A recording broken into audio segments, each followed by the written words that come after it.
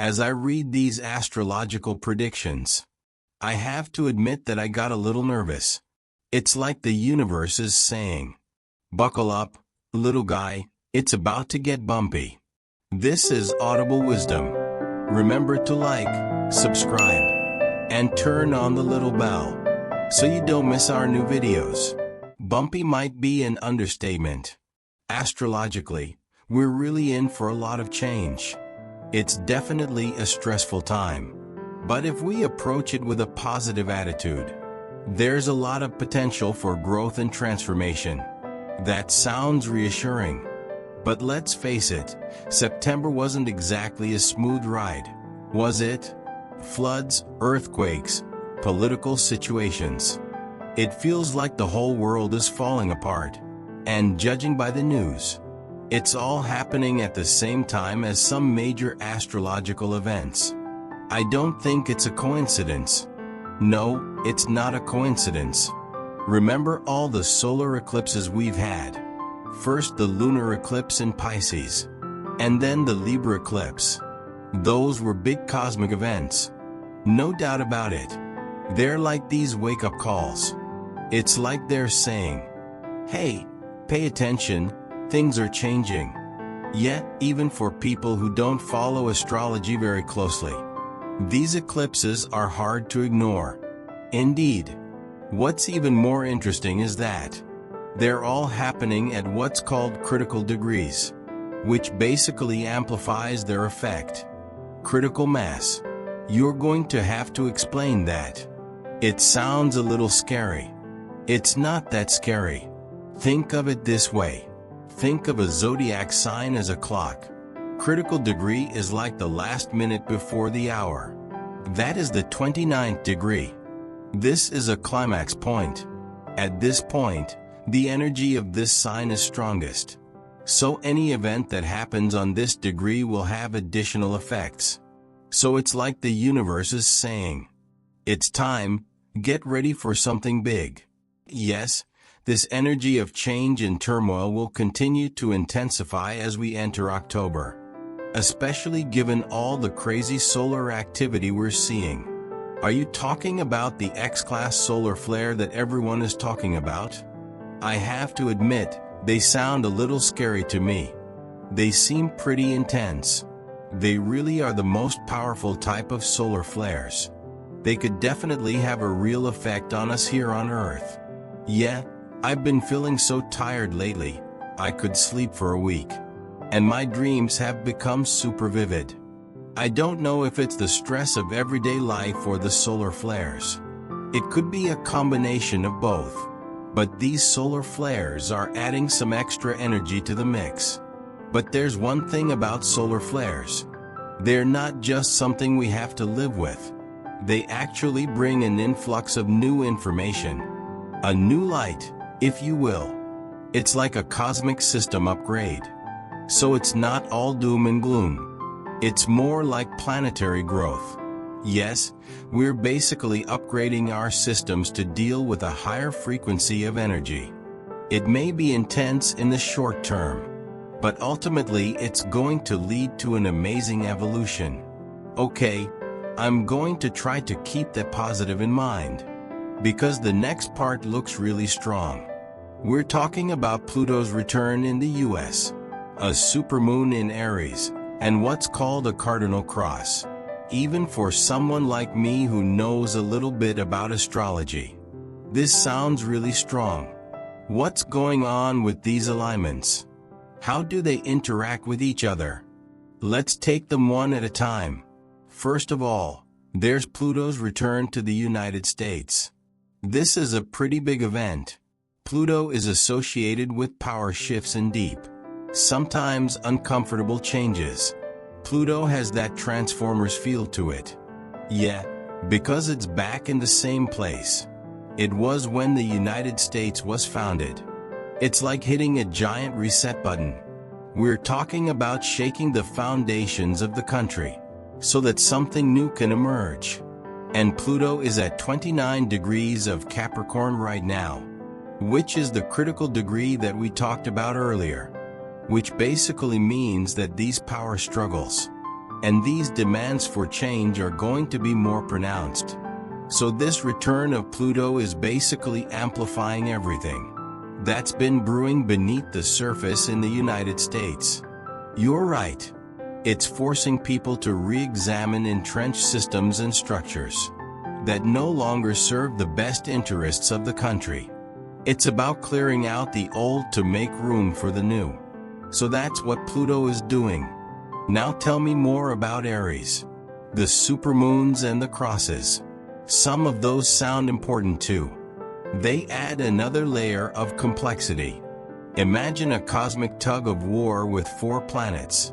Each planet is pulling in different directions with equal force. That's basically what happens with a grand cross. On October 17th, we have a super full moon in Aries. That's a pretty intense lunar event in itself. It forms this grand cross with the Sun, Mars, and Pluto.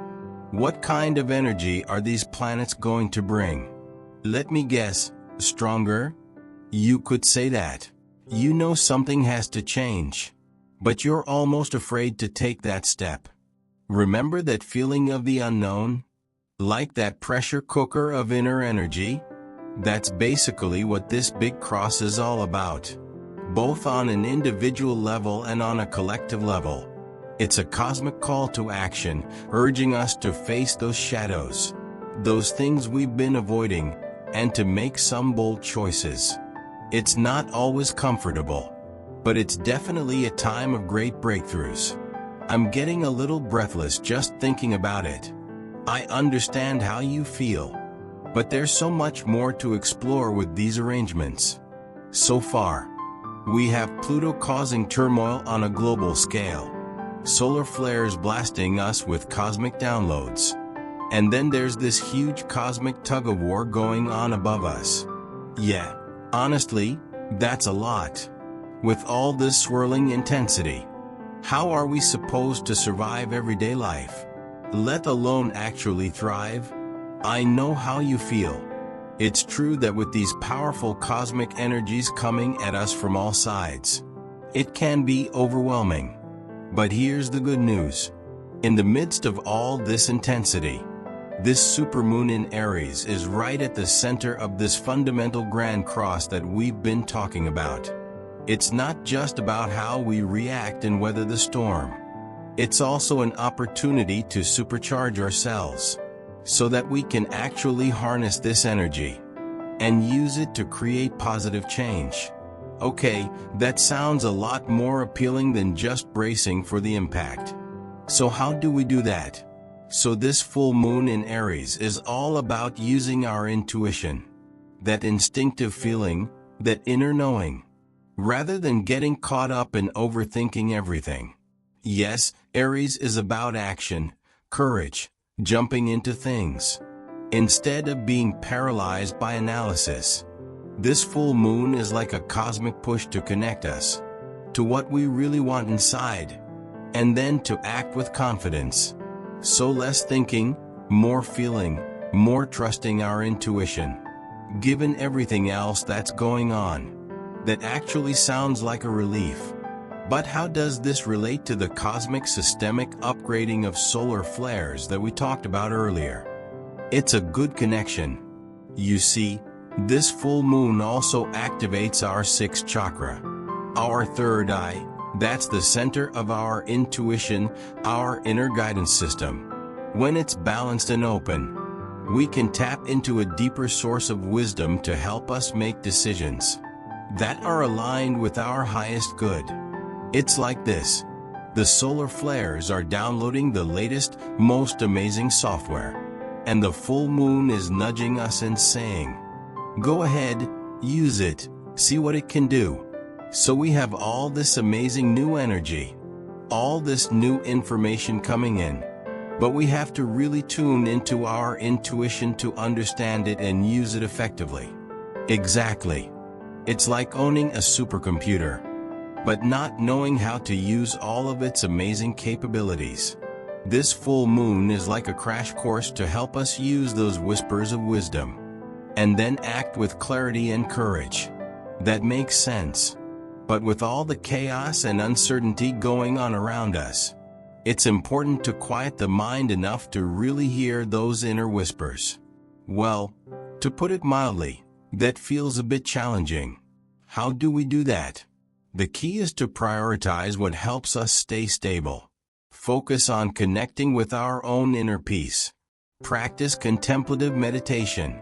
Spending time in nature. Keeping a journal.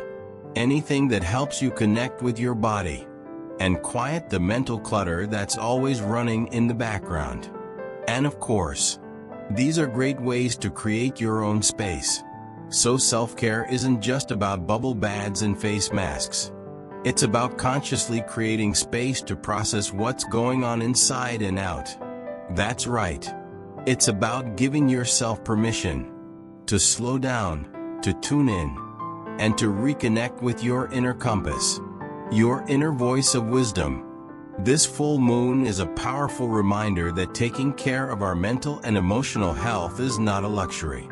It is a necessity, especially in times of drastic change and uncertainty. So we've covered a lot of ground: solar flares, chakras, even a cosmic tug of war. But earlier there was a mention of Comet Atlas. Honestly, it sounds like something out of science fiction. Can you tell us more about it? What is Comet Atlas? Why is it important now? It does sound like something out of a movie. Comet Atlas is a very real object. Its journey through our solar system is particularly significant. Comets have long been seen as agents of change, bringing new information, stirring things up, and often opening up new possibilities. And here's the interesting part. Comet Atlas' closest approach to Earth coincides with this powerful full moon and fundamental grand cross. This can't be a coincidence. Everything is connected. It gets even more interesting when we consider that the moon will be joining Eris at the same time. Eris is a dwarf planet associated with discord and destruction, but also with truth. So we have a lot of cosmic energy converging here. What does it all mean? What can we expect? It suggests that this is a time when hidden truths and imbalances will be revealed, especially in areas where integrity has been compromised. Think of institutions, systems, even personal relationships built on unstable foundations. This particular cosmic combination is illuminating these areas. This could lead to some major upheavals and revelations. Wow! So it's not just about our own personal transformation. It's also about the reconfiguration of the systems and structures on which we built the world. It feels like we're really on the cusp of some major shifts. We're really in a time of profound change and uncertainty. But there's a really important thing to remember here. We're not just passive spectators in all of this.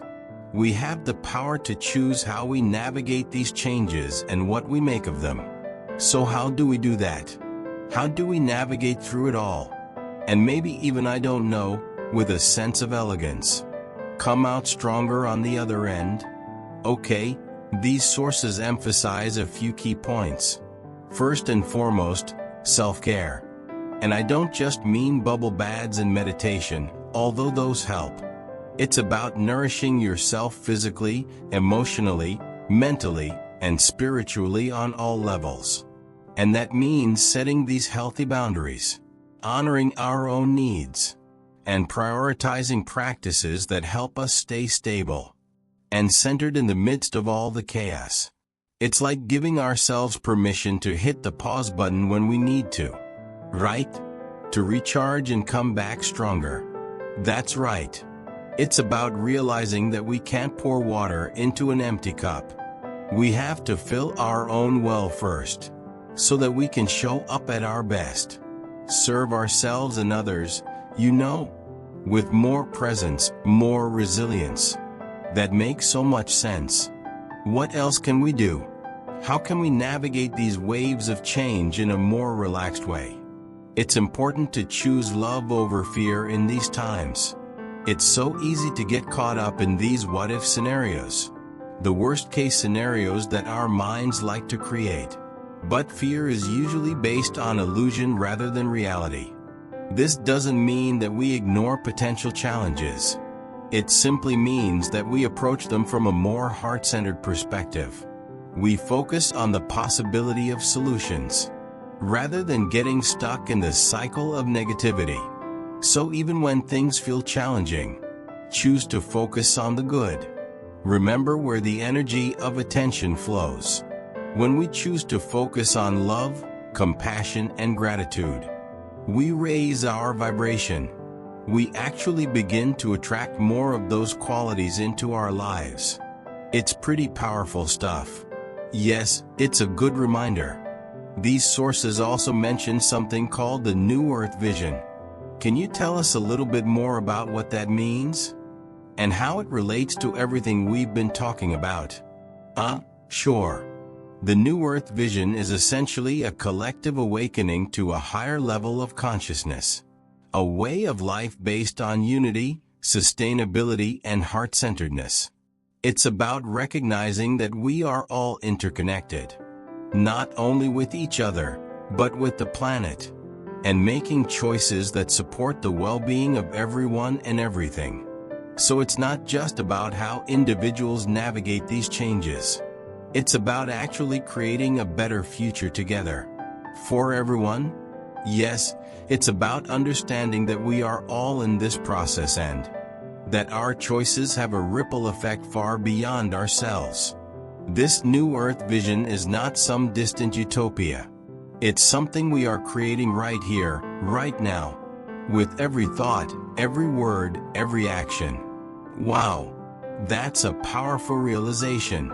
So with all this talk about the intense energy, the transformation, the coming of this new earth, what is the main takeaway that you want our listeners to take away today? I want them to remember that they are not alone in this process. We are all navigating these intense energies together. In this cosmic dance of change and uncertainty, there are also incredible opportunities.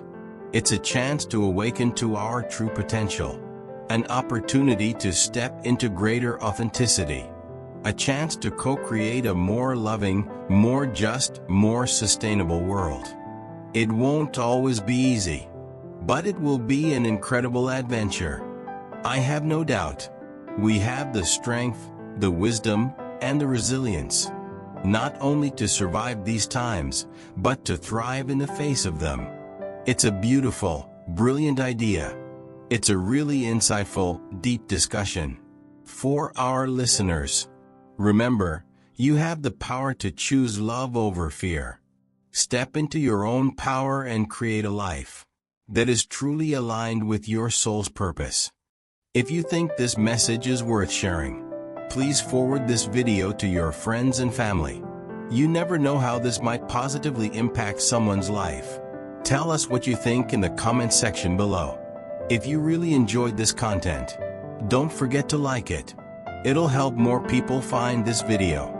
Remember that every little action can have a big impact. Your support not only helps us to keep creating, more importantly, it helps us spread these potentially life-changing concepts to as many people as possible. Thank you for watching. We'll see you in the next video.